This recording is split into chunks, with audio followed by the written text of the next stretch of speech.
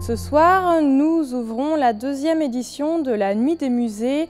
Le musée prend vie. Pour cette occasion, nous éteignons les lumières du musée et les visiteurs sont invités à venir avec leur lampe torche et à remonter 75 ans en arrière en découvrant différentes scènes immersives tout au long de cette visite du musée. Donc c'est vraiment un bond dans le passé que nous proposons ce soir à tous les visiteurs qui se sont inscrits pour la Nuit des musées à Utah Beach. C'est un succès tout à fait. La dernière année, on avait eu énormément de monde, donc on a décidé de réitérer l'événement, forcément avec des nouveautés pour que les personnes qui sont venues l'année dernière veuillent se réinscrire. Et cette année, je pense que l'on a eu encore plus de succès que l'année dernière. C'est complet tout à fait, on n'a plus de place, on a dû dire non à énormément de personnes aujourd'hui, donc pourquoi pas réitérer l'animation l'année prochaine pour les personnes qui seraient intéressées. Les visiteurs ce soir qui vont avoir la chance de pouvoir participer à la Nuit des musées au musée du débarquement de Utah Beach vont pouvoir assister à différentes scènes immersives à l'intérieur du musée qui vont pouvoir les plonger dans le passé. Nous aurons donc différentes scènes telles qu'une scène civile pour voir comment la vie civile pouvait se passer au moment du débarquement. Nous allons avoir une scène en Angleterre dans un bureau d'officier d'état-major pour suivre un petit peu l'évolution du plan de débarquement tel qu'il a pu être préparé par les officiers. Nous avons également une scène de briefing de pilotes qui participeront donc au bombardement de la côte de Utah Beach le matin du 6 juin. Les visiteurs vont donc pouvoir assister à ce briefing comme les pilotes l'ont pu le faire dans la nuit du 5 au 6.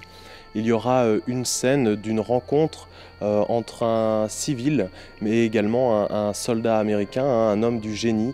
Les visiteurs vont pouvoir assister à cette rencontre entre un civil et un GI américain qui s'est déroulé donc peu de temps après le 6 juin et ils pourront donc assister et observer par eux-mêmes les différentes difficultés qu'ont pu avoir les civils en termes de communication notamment avec ces GI américains. Nous allons avoir également une scène médicale qui va se passer donc en dernière scène au musée pour expliquer notamment la triste réalité de la guerre, notamment le nombre de blessés et d'hommes qui ont perdu leur vie pendant cette guerre, que ce soit les troupes américaines ou encore les civils. Et donc on va essayer de représenter ceci à l'intérieur d'une scène immersive ce soir au musée. J'ai trouvé ça très intéressant de pouvoir se remettre un peu en situation de ce qui a vu se passer pendant la guerre. Ça permet de voir un peu vraiment la réalité des choses et de rendre le musée un peu plus vivant. J'ai bien apprécié le moment où il nous a montré le calepin quand il y avait pour la traduction entre les Américains et les Français. Ça ne devait pas être évident à l'époque. Ils avaient vraiment pensé à tout, de même pouvoir faire un petit carnet pour les Américains quand ils débarquaient pour pouvoir communiquer avec les Français.